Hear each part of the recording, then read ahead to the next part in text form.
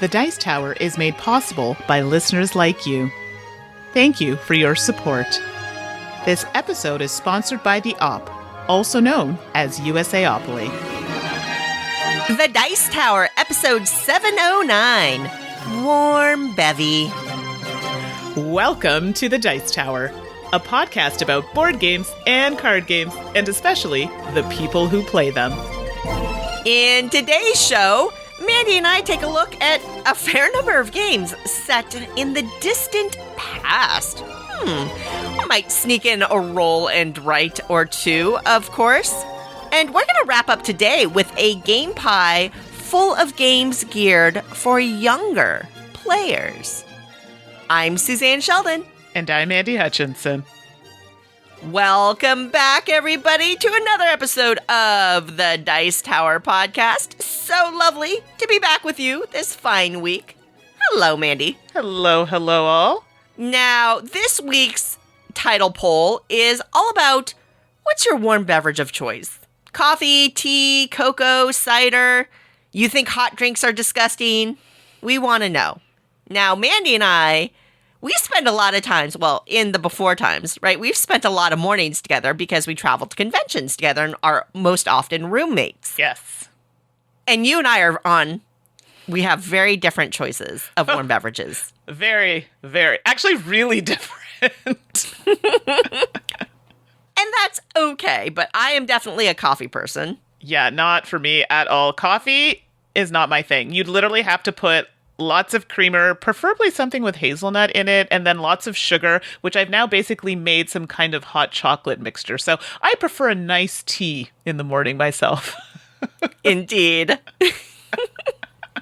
So what's the Dice Tower? What is our collective choice in the warm beverage department? Let us know. Of course, you'll be able to vote on that in our poll on our Board Game Geek Guild, just as we've done the past few episodes. And last episode's title poll was all about wood versus plastic, and we made you choose. No wiffle waffling, although some of you still tried. I saw y'all in there. Mm-hmm. Well, what about metal? What about stone? I saw in your comments, it depends. No. We made you choose. And Mandy, yes, this poll was a great lesson for me about assumptions. Okay. Because honestly, folks, I thought plastic was going to run away with it. It was the exact opposite. 82% of y'all said wood over plastic. And I got to admit, I was surprised. People keeping it old school. I'm here for it.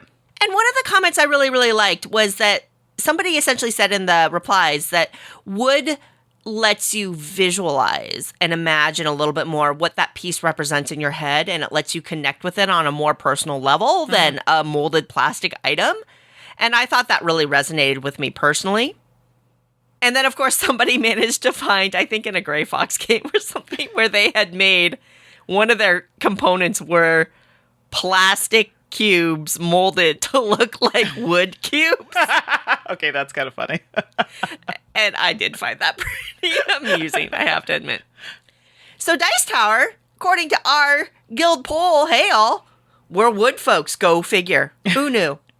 Doesn't mean I don't love a good mini, as evidenced by the vast amounts of money I just dropped on the Marvel United campaign. Oh my goodness, let's not. My heart hurts every time we talk about it. Oh. It's going to be worth it, though. I do love that game. I do. Oh, God, it was so much money. I know there are other people Come on, games, who are listening to this and going, me too. I feel your pain. And guess what? I think we pretty much got everything in that campaign, with the exception of, well, I can say I didn't get the deluxe components, which happened to be plastic. And I was like, no, I'm just going to, just pull back on that. It's going over budget already. Let's not push it. That Pledge Manager is going to come out and going to be like, oh, well, it's just an extra 40 US, which is what, like 55 Canadian? Why not? Ugh. So, yeah, I'm probably going to get that too. Well, it's funny because Mandy and, of course, Ashley the Shark, who we talk about frequently, and someday we're going to figure out a way to get her on the show. Exactly. We're in this group chat, right? And every day, multiple times a day, we've been messaging each other during that campaign okay, are you doing this? What about this? And like mathing it out and justifying our expenditures with each other. We're terrible for each other because, Mandy, I know you're going to get those plastic upgraded bits. I know you are. So we are all big, proponents of Excel spreadsheets or spreadsheets in general. And we filled out full spreadsheets. We have each made spreadsheets. I did one recently where I literally cataloged all the items that I'm getting from each piece of the Kickstarter for Marvel United. And I sent it to Ashley and Suzanne because I know they also made one. I said, here's one. And, I added some menus and some conditional formatting. Seriously?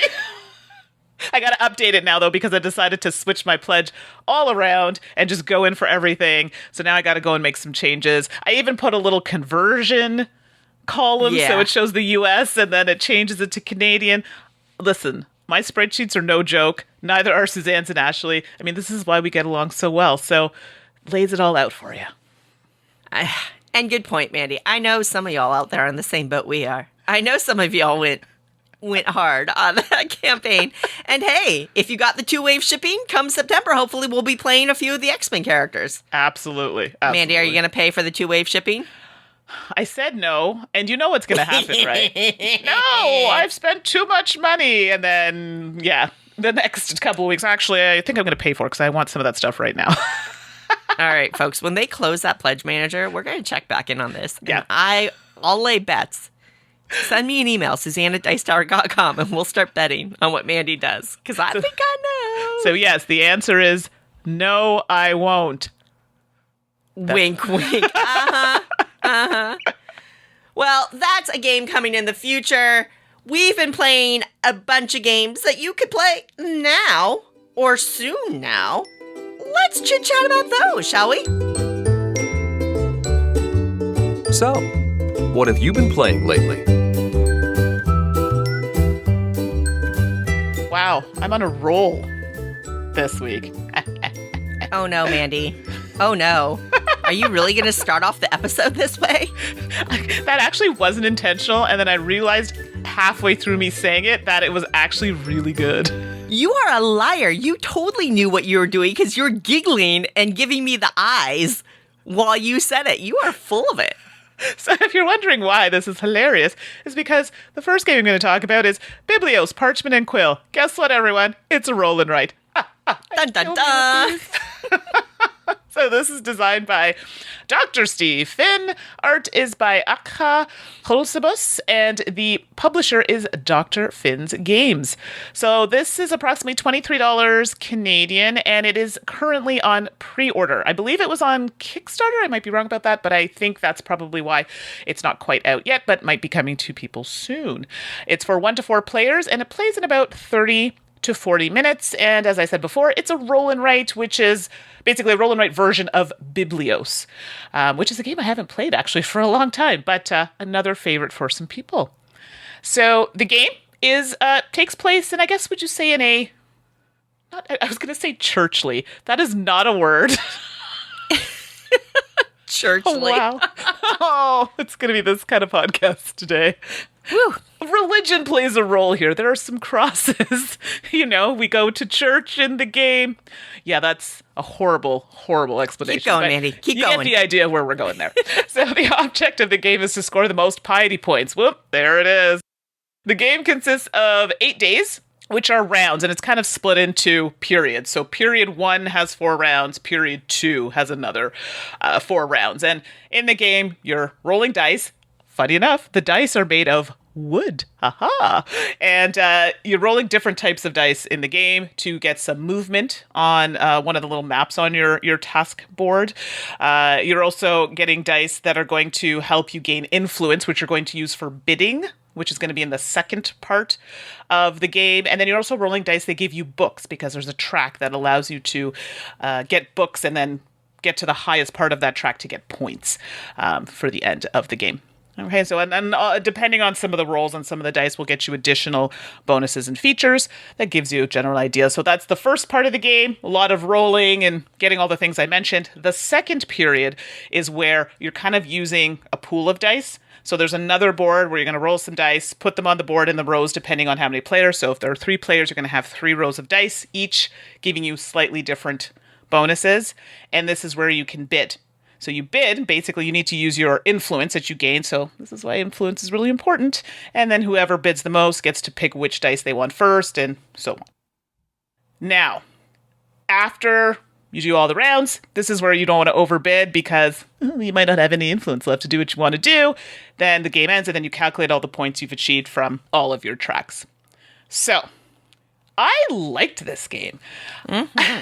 Biblios is one where I get why people like it. I like it. It wasn't a love for me, and I think it's because I played it with people and it didn't connect well with them. I don't know. Okay, sure. But I know that people love this game, and I get it. I just don't think I've ever had a group that loved it, and maybe that kind of changed my thoughts on it. But I did like this, even though this is supposed to be the roll and write version of Biblios. I like this a little bit more, I think. And that's probably, in my mind, I'll get it to the table more. It plays rather quickly. I've played this solo, and I've played it with 2 players. Ooh, how's it play solo? Okay, so the lovely Dr. Finn joined me on a stream that I was playing this with 2 players and stayed for my thoughts on it. I, as you all know, do not like games where it has dummy players and I have to manage boards and stuff. This is one of those games. So got it. You have your board, and it's not just like a flip of a card or something. Like, you literally have to play a turn for them. Roll their dice, fill out their thing. I'm not about that life. I'm sorry. I've been very upfront about that. And you have to also do it in the 2-player game, but to a lesser extent. But you still have a board for them. You still have to roll dice for them. It's a thing. And because you're now working with 2 periods, which have kind of 2 different types of play, the second period is less work, I guess you could say, for the dummy player. I think the name is Cadfael in the game. But in the first one, you are doing a lot. And it changes, right, from solo to 2 players. So now it's a whole different subset of rules for the player count. So for me, that's a bit of a deal breaker for me in that regard. For solo, even with 2-player, because you still have to do it with 2-player. So I'm like, I don't want to have to manage another player. So for me, this is a game, 3-player, 4-player. You're golden. Then you don't have to worry about doing any of that upkeep. I did like, a lot of roll and writes have different things you can do. I like that you can play different tracks, and it kind of forces you to pay attention to each of the tracks there. You get to focus on the book track, like, okay, I might really push on this one, but you have to get past a certain number because there are negative points. So if you don't cover those negative points, you're not scoring anything but negative points on that track. So it forces you to kind of push those tracks up. Maybe you want to focus on philosophy books or, the herbology books. And then you can, as soon as you've covered those negative numbers, so you have something else to focus and get those points. So I do like that it pushes you to kind of dabble in everything, but then really push forward and focus. That I appreciated. I did like the wooden dice. It lent itself nicely to the theme. Yes. Now, theme and roll and writes for me, but, sure. It's about church. I don't know why I thought of like the pews and the smell when they used to clean the pews. Yes, people, I did go to church a lot when I was a kid, but the wood hit me hard there. I really enjoyed that. So now I'm just being wild. So overall, I enjoyed Biblios Parchment and Quill. It is different than Biblios Dice. Let's be clear. Those are different games. Good distinction. Yeah. Yeah, because people think they're the same. It plays quickly. I think people will like that. Playing it over virtually at this point, it's doable. But someone will be doing the bulk of the work. I know, I can't believe I have to say that in reviews now. Virtual gaming, but it's important and it's the times we live in. So Biblios Parchment and Quill, I enjoyed this. Awesome. You managed to get that to the table before I did, so I'm envious. And I'm sorry. Now that I know we can play virtually, I'm going to make you play it with me and I'm going to make you do all the work. Ha-ha! Yes, roll all the dice. Ha-ha!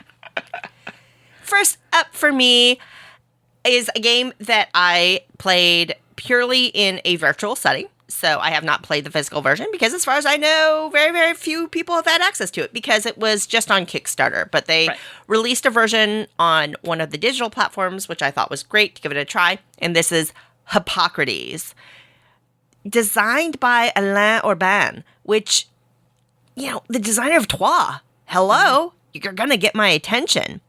The illustrations are from Laura Bevan, and this is being published by Game Brewer. Now, when they ran the Kickstarter, they have just a deluxe edition available, and it went for €70 plus shipping, right? Ooh. So it's like $80 in the US dollars. And then, Mandy, that's like $4,000 in Canadian money, right? Pretty much. Anybody who's in Australia or Canada is cringing. Oh, bless you, my Australian friends.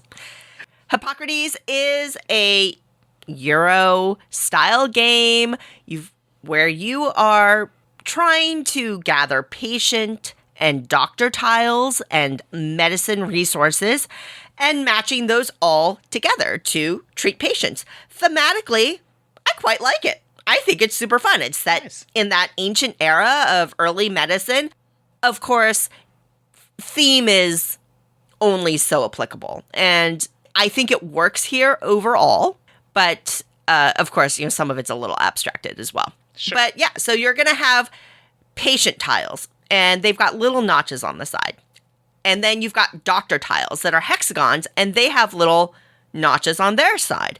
And basically, the patient tiles will notch together with the sides of the doctor tiles, which is kind of a cool mechanism. On the main game board, you've got these tiles laid out, and then you're going to roll dice. And there are dice, as there's a die associated with each of the patient tile colors.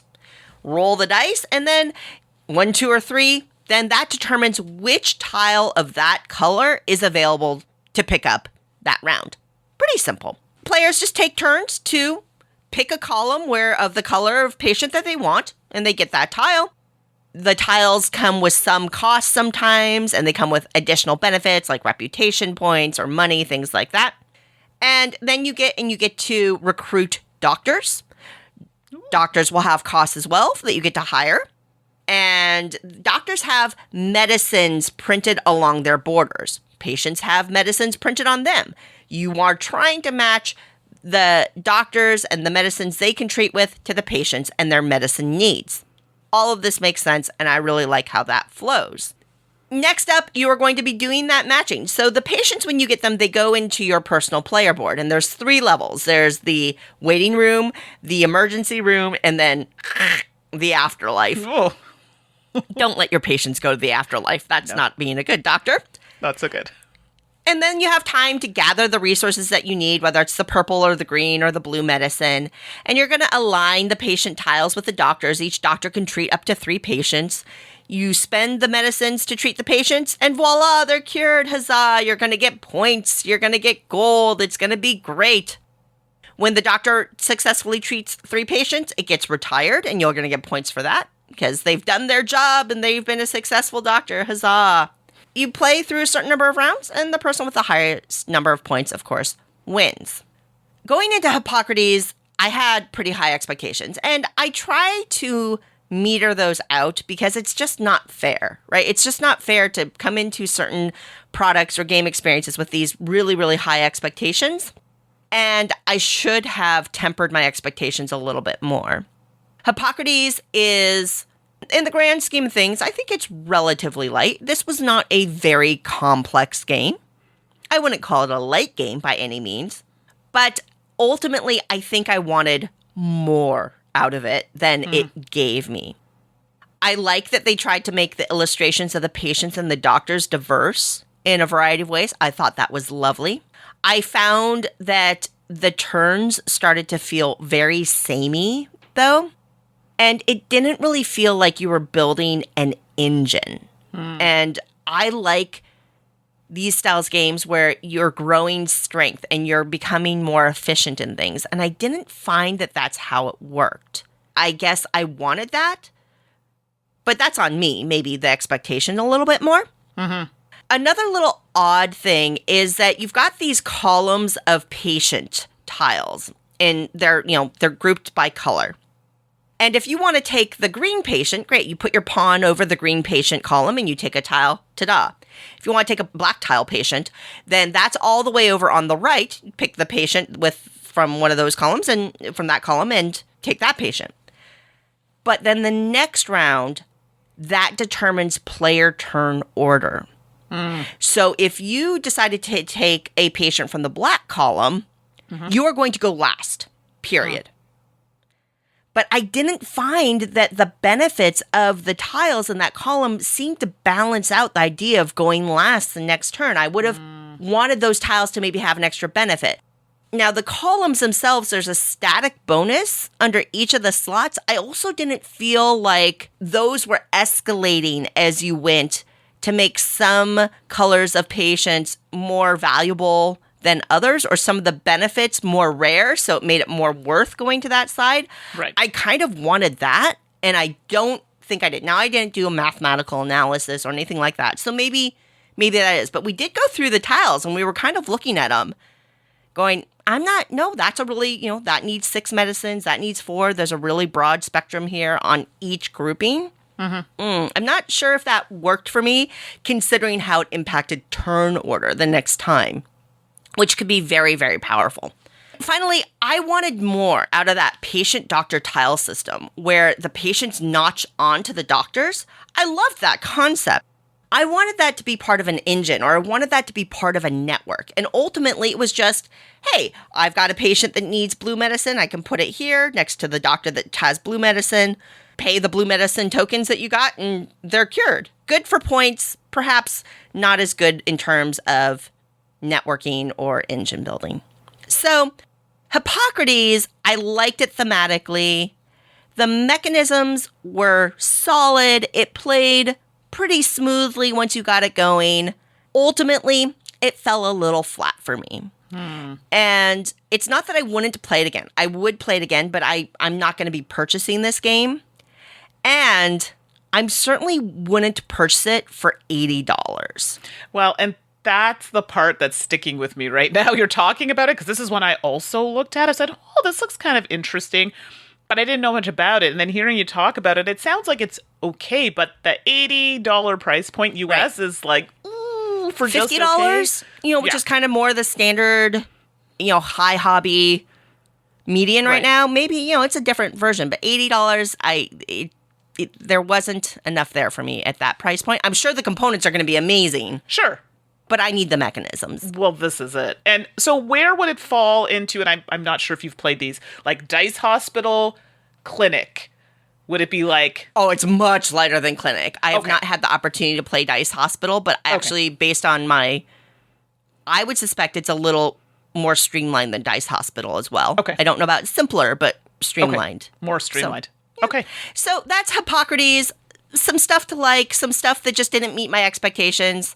Still worth checking out if you like that setting, or maybe it's a perfect fit for the kind of medium weight Euro that you're looking for. So now we're just going to keep rolling into the next Mandy. game. I know. Mandy, do we need to pause recording? Do I need to have a talk with you? Oh, but it's so good. And bonus points for anybody who knows that little ditty. It's been a while since we've heard that one. So it would have worked better if this game actually had dice, but it's in the same realm. Okay, I'm just ruining it now. So the game that we're going to talk about next is Hadrian's Wall. So sadly, it's not a roll and write, but it's a flip and write. Close enough. And it's designed by Bobby Hill, and art is by Sam Phillips, and it's published by Garphill Games. It retails for 53 Canadian dollars, which I think is pretty close to, I think American's around 46. I might be wrong, but I'm pretty sure I've heard it's around that price point. Okay. And it plays 1 to 6 players, and it plays in about 30 to 60 minutes. And as I said before, it is considered what you'd say a flip and write. And I know some people really detest that term, but it kind of encompasses the game a little bit here. So in this game, you're taking the role of a Roman general, and you are in charge of construction of a mile castle and bordering wall. So you've got quite the job ahead of you. And so in this game, let's talk about the box. It is in the same size box that you get all of the Garphill games. So bear this in mind. So the pads fit the box. That's how big they are, okay? And you're also going to get some cards, and this is where you're going to choose your Roman general that you'll be playing. And on these cards are a variety of things. You'll see workers and resources, and you'll also see some other symbols, like a goods symbol on there, and that's going to be pertaining to one of the actions that you can take in the game. There's also another little kind of helmet symbol, which is good if you're playing with your gladiators. And I know there's another symbol I'm probably missing on the card, but to give you the general idea, there's lots happening there for you to use with your actions. And they also have a title as to what they do, because at the top of the card is where you're going to put that in your wall, and you're able to score for these things later. So you have 2 sheets in this game that you're using. Not one, everybody. 2 sheets. So your first sheet that you have, I'm showing it like it's on my left because that's where I place it. It's where you have your wall and basically a lot of your structures that you're going to be seeing throughout the game that you'll be using, including some of your income. On the right side, or the other sheet that you have, these are kind of where you have your buildings, I guess you could say, and there are different types, right? You have ones where you can get your ludists, where you get your gladiators, you have priests, you have, help me out here, Susanna, trade buildings, you have... There's politicians and diplomats and things like that. Yeah, all the kind of thematic roles that you might find in that era. Perfect, thank you. There's a lot. So these are important because you're going to be working off of both sheets. Let's start with the first part of the game. So now, depending on the players will depend on how this plays out, but we'll just start with a basic version of it. So you have a main deck, which you're going to flip from, and that tells everybody the resources and workers that they'll be getting. You also have your personal card, which you're going to get 2 of those, and from those choose 1, and this will give you additional resources, and one is going to show you which resources you can get, the other one's going to be slipped under the top of your board in your wall, and this is what you'll be scoring at the end of the game. So you're only going to be seeing that top part of the card.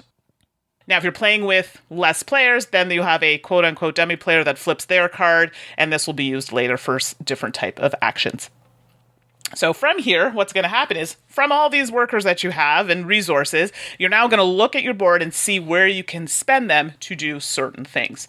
On the left-hand side, it's possibly building those walls, getting those defenses, because you're going to have to defend the wall at a certain point in the game, setting yourself up on, there's some tracks that'll help you build certain structures. You want to get that going.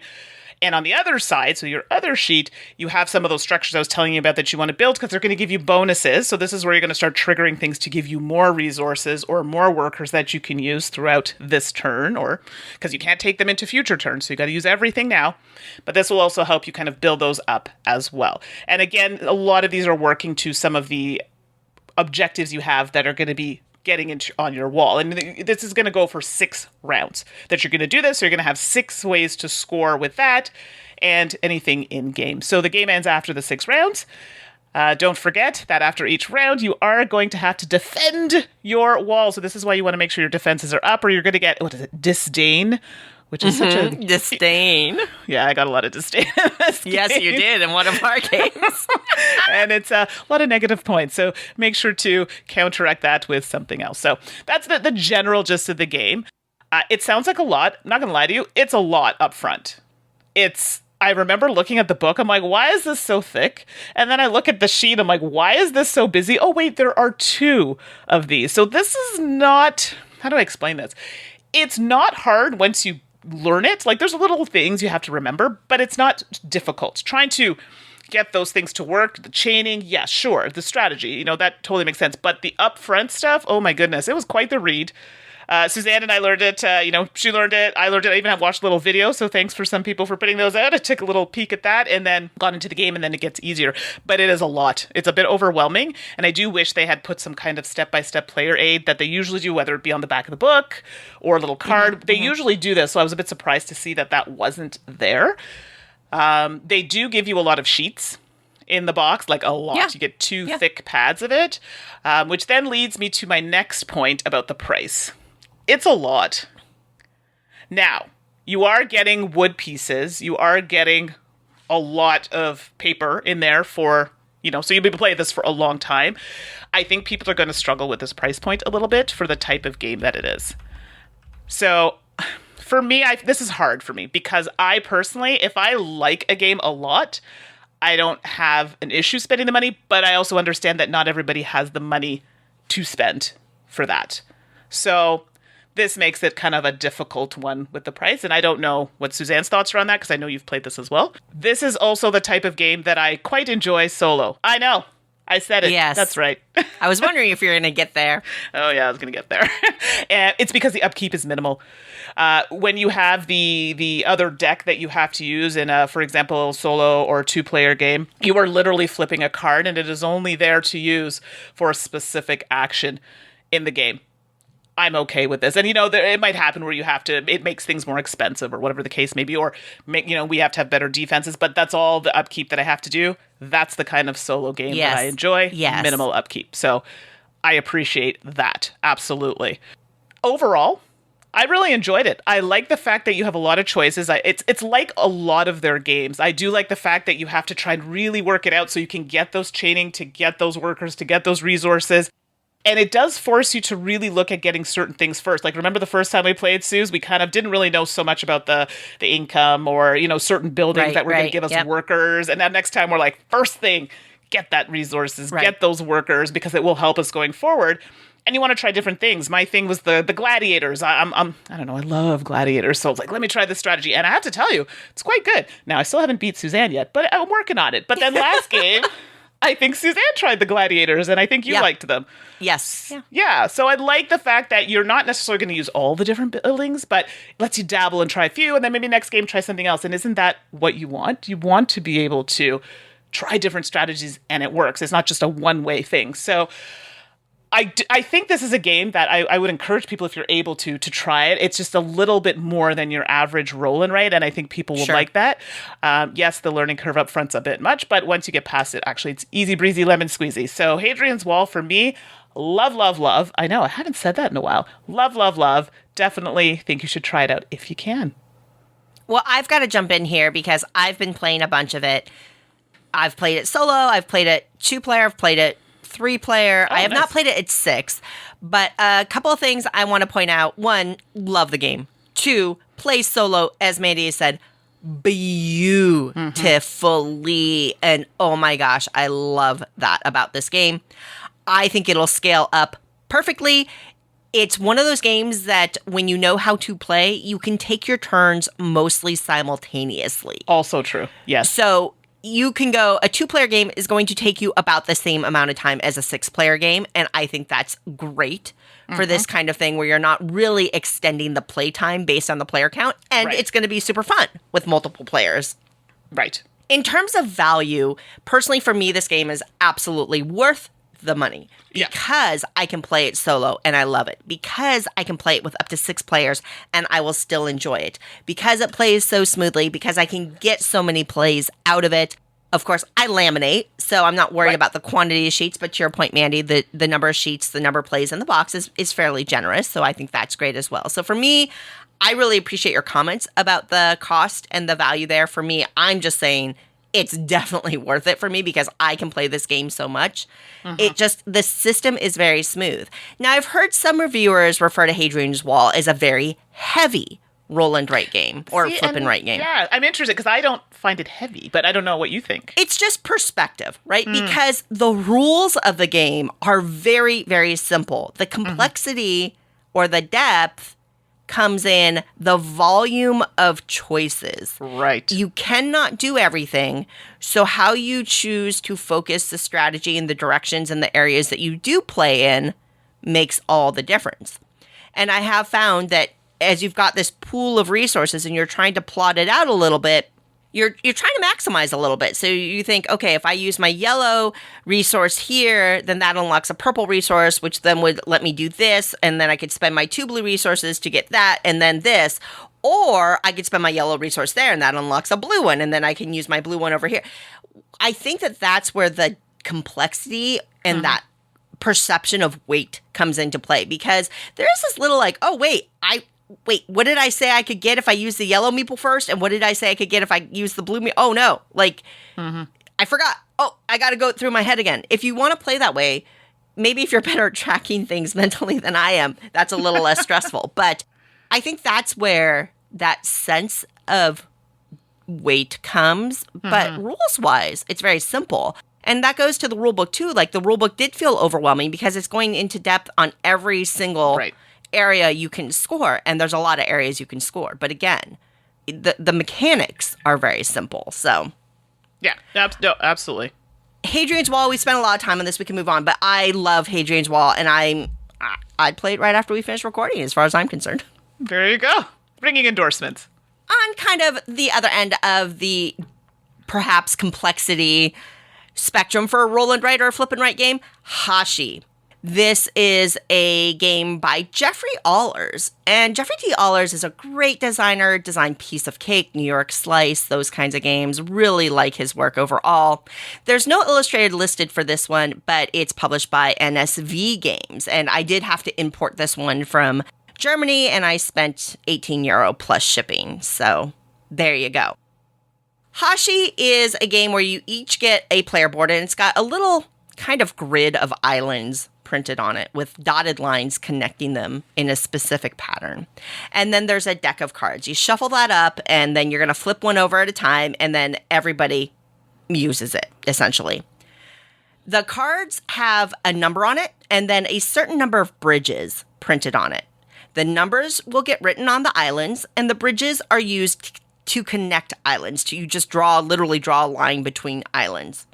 An island is complete when the number of bridges that lead into it equals the number that you wrote on it.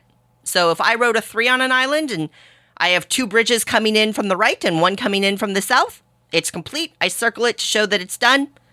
Bob's your uncle, right? The end of the game comes when you go through the deck. There's, I think, 1 card removed, and helps you track that. And you're going to score points for things like completed islands. There are some islands that have red or blue flags. The person to complete the red or blue flags first gets a certain number of points, and then everybody else gets a lower number of points. And then you're going to score for a network of 6 islands, and kind of the first person to get that. And whoever has the highest number of points wins. It's really, really simple, and it plays pretty darn quickly. I like Hashi. I don't think it's super complex. I do think it's simple to teach. I think it's easy to play. You kind of just sit around and mark it, and it's always interesting to see the choices other players make compared to you and how that impacts them. There is a little bit of forethought in planning, because at some point you realize, if I put this large number here, I won't have enough open bridgeway potential to actually complete that island. So maybe I don't want to do that. And after you play a couple times, you really start to understand the intricacies of the grid, and you know which locations are a little more critical for you to be able to fill in order to complete a network and that kind of thing. So it does kind of reward repeat plays on that front.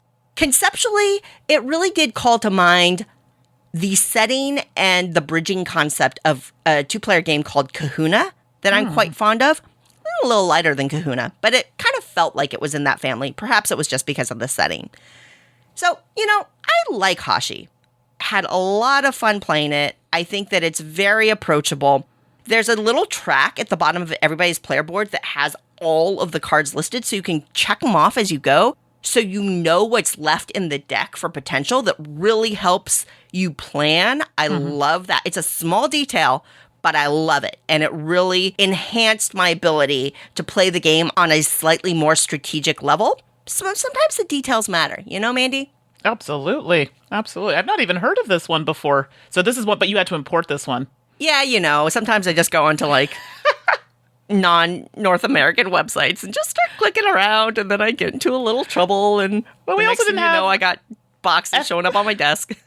We didn't have Essen this year, right? So, it's going to be a lot more of this online stuff. So, Hashi, it's true. Okay. Interesting. I don't know what the plan for Hashi is. Oddly enough, I think if you like silver and gold, you might like Hashi. And I don't know why that is, but when I was playing it, I kind of put them into the same mental category in terms of complexity and depth and ease of gameplay. So, that's Hashi from NSV Games. I like it. Very cool. See, I'm learning new things as well.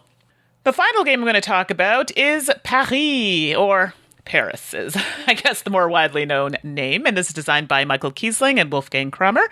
Art is by Andreas Resch, and it's published by Game Brewer. This is the second title from Game Brewer that we have on this docket I didn't think about that. You're right. I didn't either. Just thought of that now. It's for 2 to 4 players, and it plays in about 90 minutes. Now, this is a game that I actually purchased on Kickstarter, and I think I purchased it at the time for about $80 Canadian, possibly. Because you got the deluxe version, right? Right. Sorry, that's wrong. $80 US. See, in my brain, I thought, oh, yeah, that sounds good. No, I'm pretty sure it was $80 US. I'm pretty sure, too. So yes, because I did get the deluxe version, so I will let you know as I talk about it which parts of the game were deluxe versus the regular. Because I think, Suzanne, you also have this as well. So I own Paris, but I did not back the Kickstarter. I purchased mine from a retailer, and so I have the basic edition. Understood. Okay. In Paris, you take on the role of a wealthy real estate investor in the 1900s. This sounds like it could be interesting. And it's supposed to be, I think, set in around the time of the World Fair. So that's the kind of time frame that we're looking at here. So on the game board, you're trying to place your keys on certain buildings in certain quartiers in certain areas of the board. I'm sorry, wow, the English term has escaped me, oddly enough, but you get the idea. Sections of the board, you're trying to put your keys, get some buildings out, and put your keys on these buildings.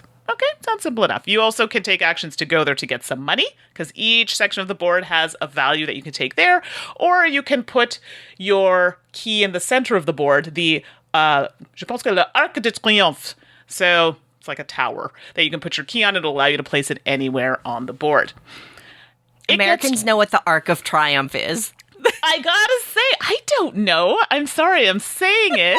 Je dis en français. I'm saying it in French, so I'm sorry. Okay, thanks, Suzanne. I'm in teacher mode. I can't help it. It gets tricky, because once you play with people, you're kind of all vying for certain buildings on the board, right? Because some buildings are going to give you extra little actions where you can get other tokens that are around the board, which give you bonuses in-game. And there's, I think, one that gives you bonuses at the end of the game. Here's the thing. When you pick a bonus on the track, you're like, I think I'll go to the space, maybe that's 10 away. You cannot go back. So once you pick that bonus, you have to keep going forward. So your next bonus has to be forward. And you may realize, maybe I should have gotten that wood resource, because wood is one of those things in the games you want to have early. So these are things to consider. Think very Heaven and Ale if you've played that. Similar type of system with that track. So the game, you're going to be playing like this, getting all your keys out. You start with so many, you can get more throughout the game, but you're trying to basically get the building, and you want to try and get majority in that area. So there's a bit of an area control element here, and the buildings are, worth certain values. You can also get landmark tiles out, which are also worth more, but you're trying to have the most in an area. This is going to be really important for end of game. Once the buildings have been put out, there's another set of tiles that are the Paris flags, and they have bonuses on them. And you have now an option of taking those as an action. The game is going to end after the last tile is token, you finish the round, and then you play one more round to finish the game. So that's just a kind of high-level overview of the game. So I really liked this game, and I feel like it was a game that may have been a little missed, quote unquote. Like, did you hear a lot about this game, Suzanne? I don't know. I mean, I don't know if it was missed. They're coming out with an expansion, so obviously it had a nice measure of success on that front. And I guess when I say missed, I didn't see a lot of people talking about it. Like, I see that there were videos and reviews done, but I just didn't hear a lot of chatter about it. I think it just hit in the middle of the pandemic, so I think that maybe that did impact kind of the volume of chatter that you would see on it. Yeah, so I definitely think it's one that people should consider. I really enjoyed it. One thing that did kind of concern me, it didn't I was grateful because it helped me out, but it does happen in the game where get near the end and you don't really have anything to do, quote unquote. It's one of those where in a game you might go, okay, you know what, this isn't going to benefit me to take this action, so I'm going to pass. And passing isn't an option in this game, so you have to do something. And I think in the case of a game where I played or with Suzanne and Ashley, I think it maybe possibly was to the detriment of your turn, Suzanne. So in that sense, it's kind of a little unfair. Now, I don't know if that's common for people to be like, oh yeah, you have to, but I definitely think I'm a little concerned about how that plays out. Or is it one of those, well, sorry, too bad, so sad sort of thing. You should have played it better. I don't know how I feel about it just kind of hanging like that. So I think that's something they might want to consider. I don't know if the expansion is going to change that, alter that. It's a possibility. I do like the competition for the areas of the board, trying to get in there early, determining how you want to place your key. Do you want to go to the bank? You're now stuck in that section. Or do you want to go to the middle? And it gives you more variety of where you can go. And then getting those landmark tiles out are really important. And you have to beat the one that's there before. So you can't put a lower one just to sneak in there. You have to be able to afford it and put that higher one. So you can take away those area control from someone, which, is that back and forth. So you really have to stay on top of it. I love the track, which was, like I said, very similar to Heaven and Ale, where, they get the bonuses. You can't go back. Once you've gone forward, that's it. Yep. So you really have to think carefully and pay attention to the tiles, because sometimes you look at a tile, oh, I don't need it. And then you think, oh my goodness, that could have just scored me 20 points, right? But maybe at the time you didn't think it was important. So this is really important to kind of make sure you are looking ahead and seeing what's available to you, especially with resources, because they can be a little tricky to manage in the game. So I purchased the deluxe version of the game. I did not get the metal coins because I know someone is going to ask. That was a separate purchase. But in my version, there is an organizer, which I have to say I appreciate because there are a lot of pieces. And the deluxe version has the tokens are not cardboard at this point. I don't know what it's made of, like a resin of some sort. Ooh, fancy. I'm not 100% sure of the material, but it's quite nice. I mean, is it necessary? Not really, but I did like the insert, and I do like the way that it looks and lays out on the board. And then you even have the arc. I don't know if you have that in the retail version, in the middle of the board, but it's got a little cardboard structure. It does. Okay, so that hasn't changed. So I mean, it's not necessary, but it is a nice touch if you want to do that. So overall, I enjoyed Paris quite a bit. I'm looking forward to seeing what the expansion brings. The only thing that threw me a little bit was that kind of not being able to pass, and I feel like the game maybe could be tightened up a little bit on that respect. So that's Paris.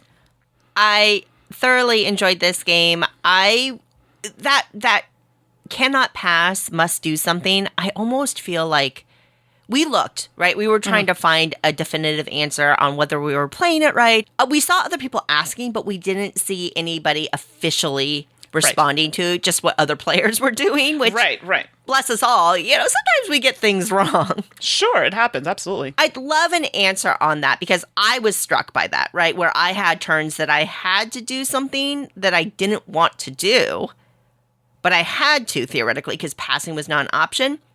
But really, that did not so negatively impact my experience with the game that it pushed it over. Like, this is a game I thoroughly enjoyed. I look forward to playing it again. I love that track. I'd love to see that track. I have not played with that track randomized of the bonus tiles. I'd love to give that a whirl. A lot of this just works for me. You get to do an engine. You get to be strategic.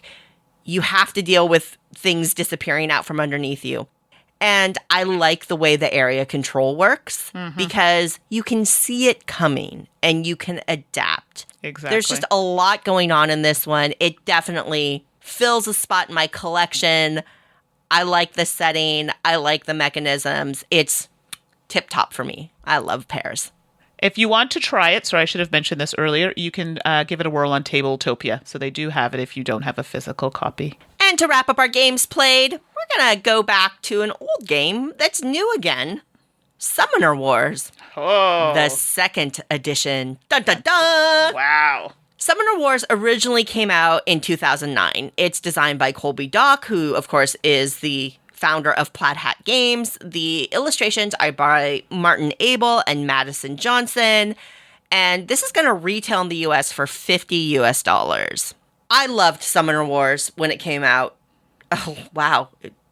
12 years ago? Holy wow. Whoa. I played a lot of Summoner Wars. I had a lot of Summoner Wars. And I played a lot in the app version that they had at that time as well.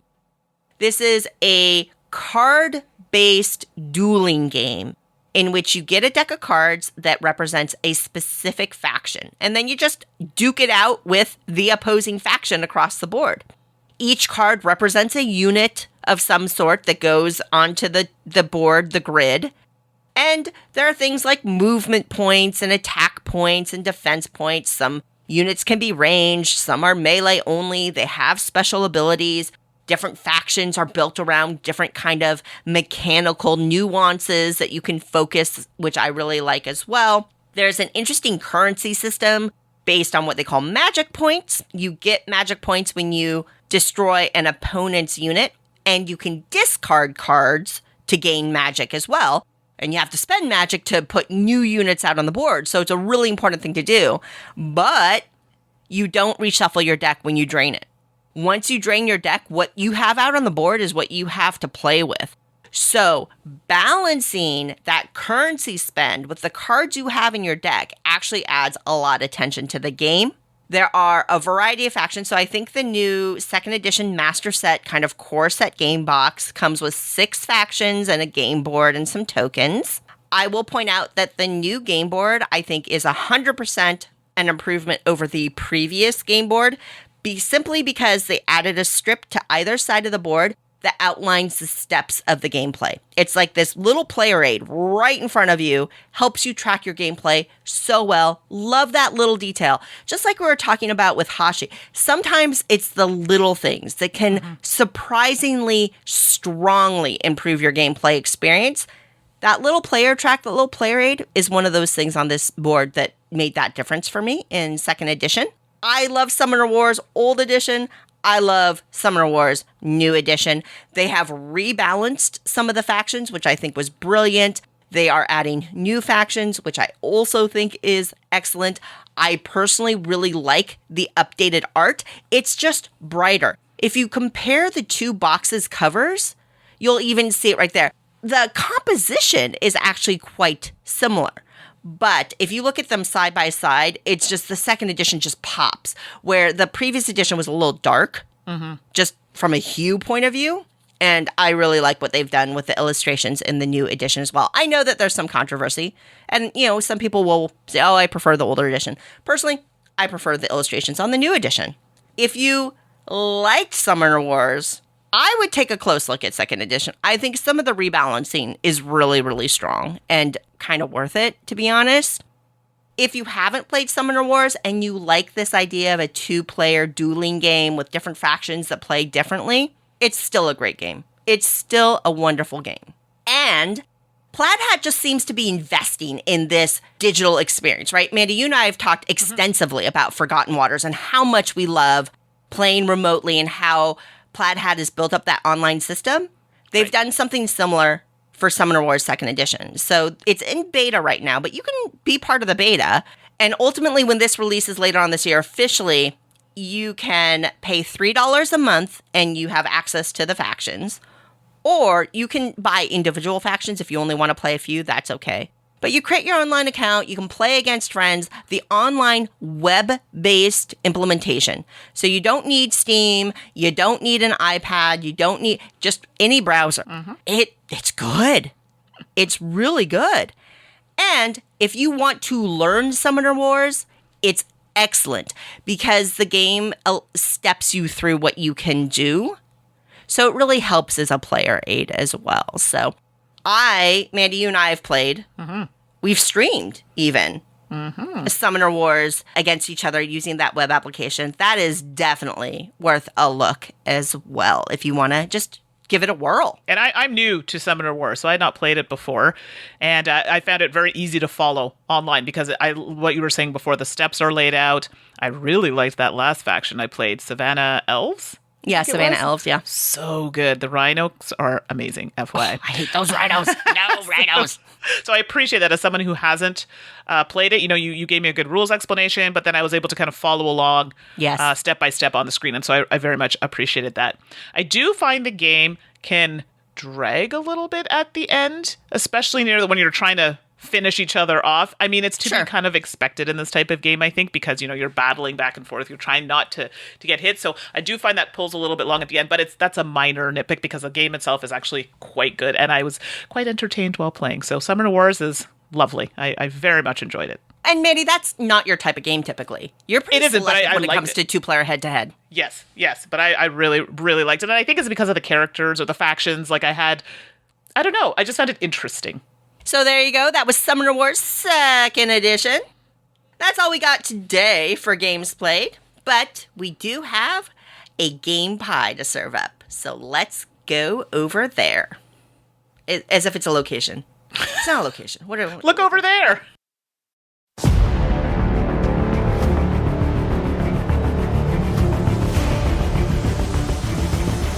Brought to you by the Op Games, also known as USAopoly. Today's featured game is The Batman Who Laughs Rising. Save the multiverse and Justice League with The Batman Who Laughs Rising by the Op. From the Dark Knight Metal comic series, the evil hybrid of Batman and Joker, the Batman Who Laughs is determined to destroy the multiverse, and the Justice League needs to stop him. In this co-op dice engine building game, gather your team and roll the dice to stop darkness from sweeping over the multiverse. Can you survive and save the multiverse? Available now at theop.games or at your local game store today.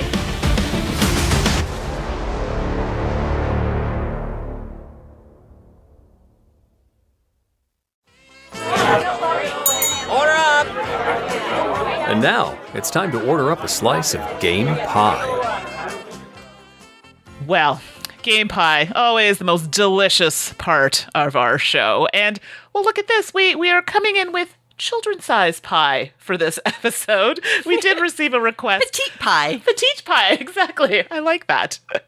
We did receive a request from one of our listeners to do a game pie for kids' games. So we appreciate that because, I mean, I don't have kids, but I have taught children. Suzanne has children. So why not? It makes sense. This we're probably going to do, maybe this is like a three-parter, maybe. I don't know. We're going to start with this age group. We may do a couple others later on. Because what we did is, when you start looking at children's game, it's such a broad category, and children are at different developmental stages. And Right. What children can play depends on each child, of course, but in general, what a 6-year-old can play is very different from what a 9-year-old can play. And just that 3 years difference can make a huge difference in terms of cognitive ability, Absolutely. patience, reading skills, all that other stuff. So I think today we're going to focus on games in the kind of 6 to 8-year-old range, which I know may not seem like a huge year range, but It is, if you know though. kids, that I think that age range in general makes a difference. But of course,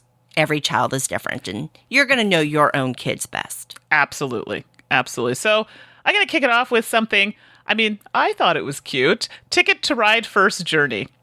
And I like it because it's kind of, I'm going to say the word, it's like, it reminds me of like, those bubble letters that you used to draw when you were a kid? Okay, maybe it was just me. I don't know. The balloon letters, sure. Yeah, the balloon letters. Yeah, so that's what it reminds me of. And you're like, well, why is that? Because it's Ticket to Ride, but bigger.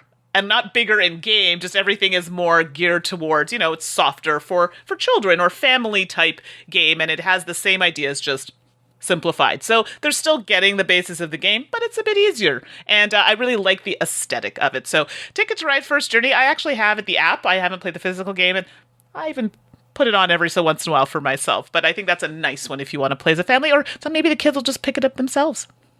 I think that's a great one. It's adorable. First up for me, Outfoxed. Outfoxed is a deduction game in which you are trying to figure out which sneaky fox stole the pie. Pie. I'm not biased in this game at all. But the reality is, my kids love this game.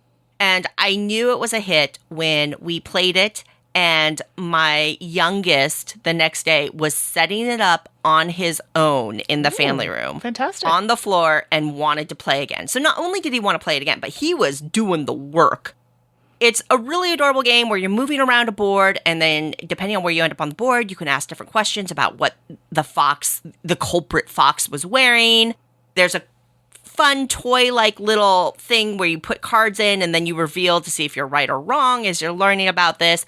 And it's cooperative. And I have 2 kids, and we try to teach sportsmanship, right? We try to teach being a good winner and being a good loser. My oldest clicked onto that pretty well. My youngest still struggles with losing. It just feels really bad to him. So we have found cooperative games, or my son calls it team games, have worked really well for us. And Outfoxed is a cooperative deduction game. So you're supporting each other as you play, which I think makes it great for younger players as well. So Outfoxed, choice. So it sounds so cute, and it has pie. I mean, it's perfect fit for this particular category. Next one on my list is Zombie Kids. So I have not played this with children. I was hoping to play it with my nephews, but, stuff happened. And we've played this as a group, and even the adults I played with are like, this is fun. It's very simple. And you can play it as a campaign game, and it has stickers, and you can track things in a little book. So kids will really appreciate that. It's like school, but fun in a way. And you're trying to escape the zombies. And it's really simple. Move, escape the zombies, and you're working as a group to do that. So you don't want anyone to be taken by the zombies. And I do like the fact that you can track your progress, and the way they've done it makes it interesting.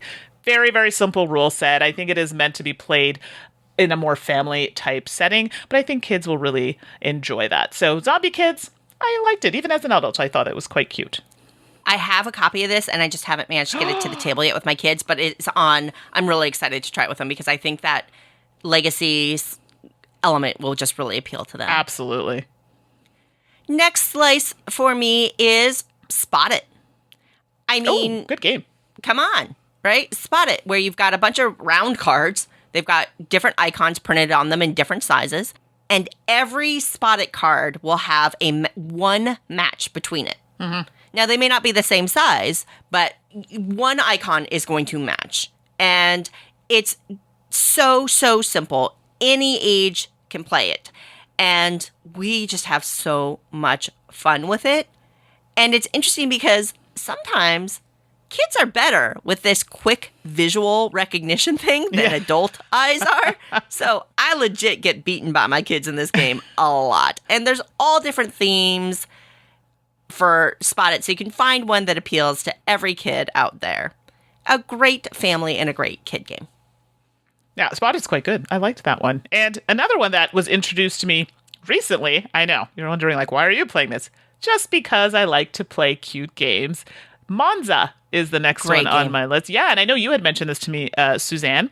And the reason why this one comes up is because I was doing a segment for children's games and teaching and classroom, that sort of thing. And this was one that I had talked about. And in this game, it reminded me of like Downforce with dice. But like, I don't know how else to describe it. Yeah, maybe. I get that. Or like automobiles, but on a simplified version, and you're rolling dice and they have colors. And depending on the dice used, this is where you'll move your car on the track, and the track has the colors corresponding to the colors on the dice. And obviously, you're trying to be the first one to make it across the finish line. I know Ashley poked me a little bit about this because she's like, I think you might like this better than automobiles. Oh, yes. It made me feel very happy because I had a chance of winning, and I could see the win. I didn't win, but that's not the point. But I could definitely see kids having fun with it. I mean, who doesn't love rolling dice? It really looks at, the different colors, and you're working together to see what's working. When I say working together, you're not. It's not a cooperative game. But you have to look at other players to say, this path looks like the better option for me to go. You know what I mean? And that's, I think, important for train of thought and thinking for children. So Monza, I think, is a popular one, and I can understand why. Quite fun. Totally agree. We've had a lot of fun with Monza. Our box is like worn to shreds because we've played it so much in this house. And that's from Haba. Yes. And another Haba game. I mean, when you're talking about kids' games, you're going to see publishers like Haba, Game Right, Blue Orange, Peaceable Kingdom, right? These are just the publishers you're going to see, and it makes sense. And all great publishers to look at when you're looking for games for younger players. But Haba, of course, is a standout in our hobby. Absolutely. That's true for Dragon's Breath as well, which is my next slice of pie for younger players. Mechanically, Dragon's Breath is so simple.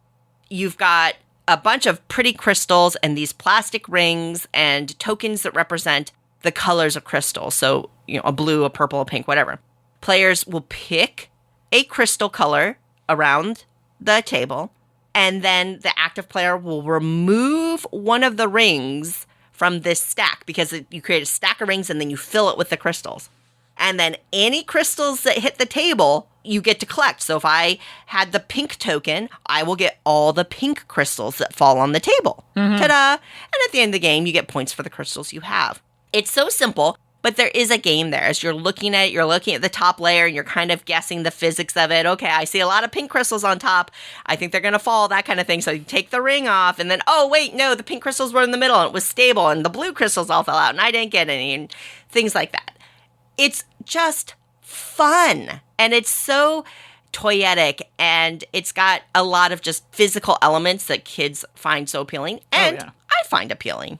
And Dragon's Breath is, you'll note, the only dexterity-related game that I'm putting in this particular game pie, and that's because, personally, maybe you all have different things, like Animal Upon Animal is another great Haba game.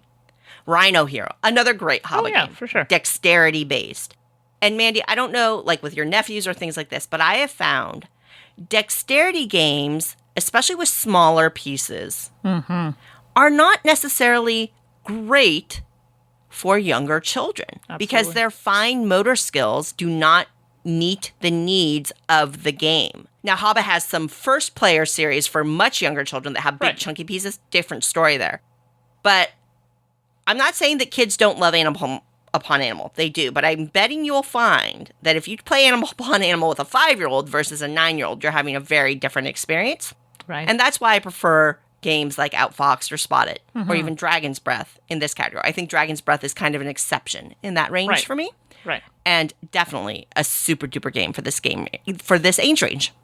Yeah, I know. I agree with you with that 100%. And I do find, even myself as a child, I would actually just be like, no, I don't like these types of games. They make me feel bad about myself. So it turns it more of into, if it's more of an activity than a game, then I can get on board with it. But no, I agree 100% with you.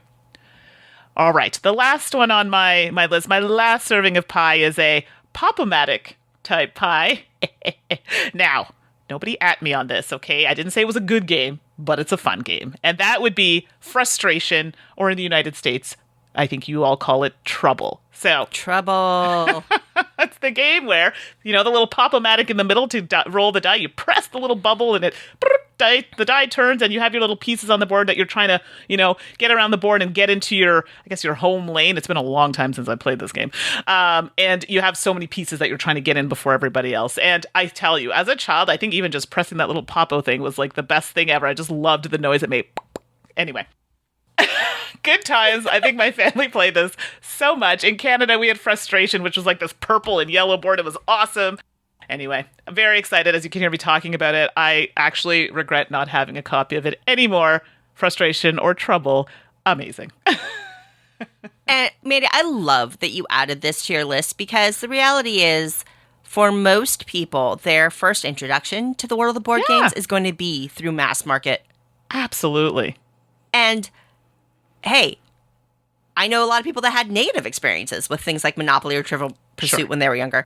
But I also know a lot of people that had, like, oh my gosh, Clue, Yahtzee. Love Clue. I mean, I love Roll 'em Rights today because I loved Yahtzee so much as a child. Absolutely. So I'm glad you brought this one to the table. Thank because I think mass market games deserve a little more credit. Absolutely. My last slice of pie arguably is rooted in a mass market game that often gets denigrated, even by me, in the hobby. Space Escape. Ooh. Or formerly known as Mole Rats in Space. I can imagine why they changed the name on the game, but I have Mole Rats in Space, but now you can buy it as Space Escapes. Amazing. And this is designed by Matt Leacock. Hello. And really what this is, folks, is a better Chutes and Ladders. Which is great. Or better Snakes and Ladders. You get a card, it's got the mole rats move in a certain way, and then the snakes move in a certain way. You're going to be going around this space station trying to collect 4 objects that you need for travel. And then you try to make it into the middle to the escape pod. If the snakes bite you, you get 1 extra chance. You have a medicine pack. And if you lose any of the mole rats, you all lose because it's cooperative. Yep. Love it.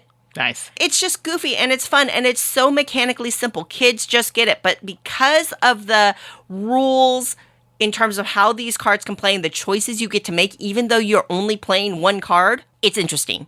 It is perfect for this age range, and it's a game that I enjoy playing with my kids. Thank goodness, because especially my younger one wants to play this game all the time. Nice. So Space Escape, a great cooperative upgrade to kind of a Chutes and Ladder thing, because you can go up and you can jet up ladders and you can accidentally shoot down space things. You can shoot snakes down the space tubes, which is a good thing, that kind of thing. So Space Escape, another great slice of pie for our younger players.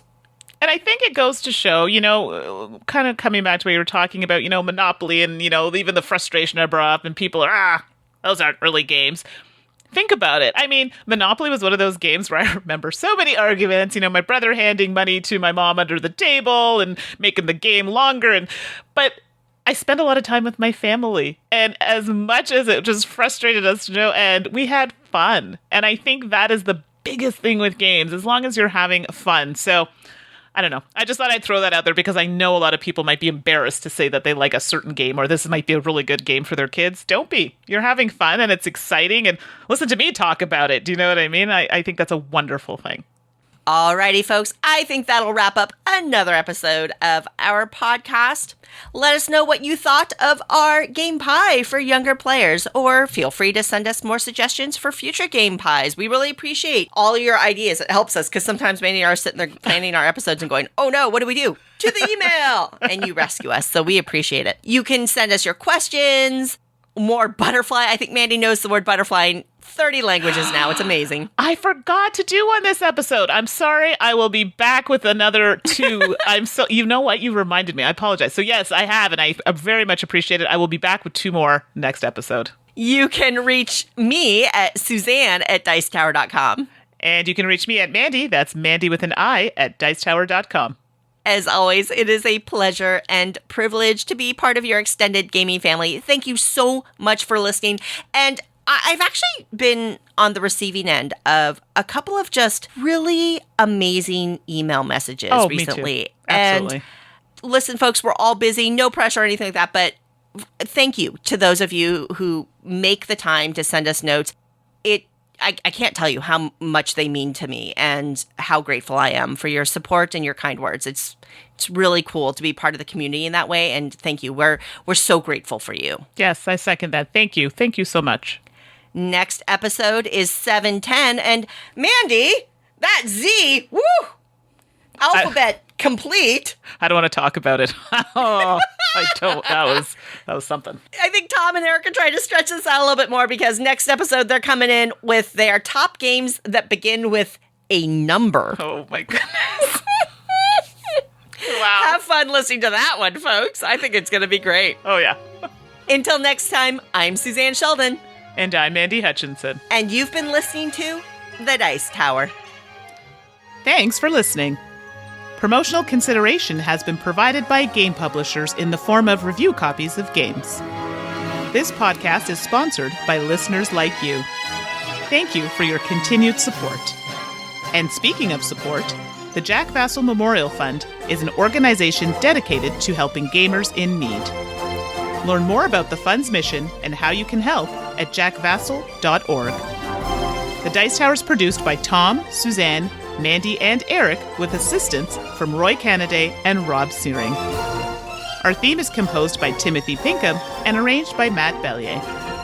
Let us know what you think of the show by posting to the Dice Tower Guild at BoardGameGeek.com, following the Dice Tower on Twitter, or by emailing us at podcast@dicetower.com. And don't forget to visit the other shows in the Dice Tower Network at dicetowernetwork.com. Until next time, from all the gang at the Dice Tower, have fun gaming.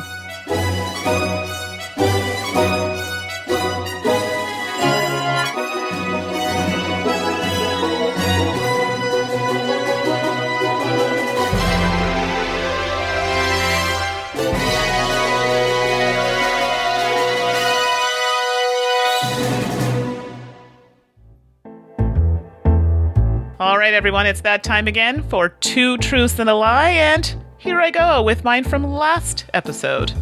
So I like to play RPG video games, I like to play sports video games, and I like to play adventure video games.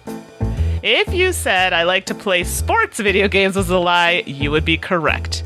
I don't love it. I mean, I used to when I was a kid, you know, the like Nintendo hockey ones and stuff. But like, I know you were an athlete as a kid a lot. So. Right, and I'm the type of person I like to play the physical sport versus playing it on a system. I don't know.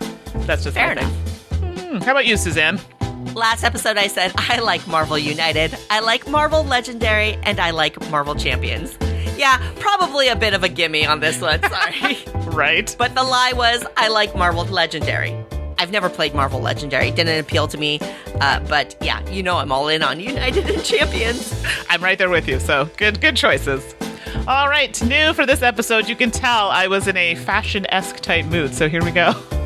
I like to wear knee-high socks, I like to wear no-show socks, and I like to wear dress socks. Socks? Oh my goodness, so I was in a weird. socks mood today, I don't know. You're weird. And new for me this episode, I said in my coffee, I like stevia as a sweetener, I like agave as a sweetener, and I like Splenda as a sweetener. Oh, I thought you were going to say you liked it crisp. I do like coffee crisp too. Num num. All right, everyone. Good luck.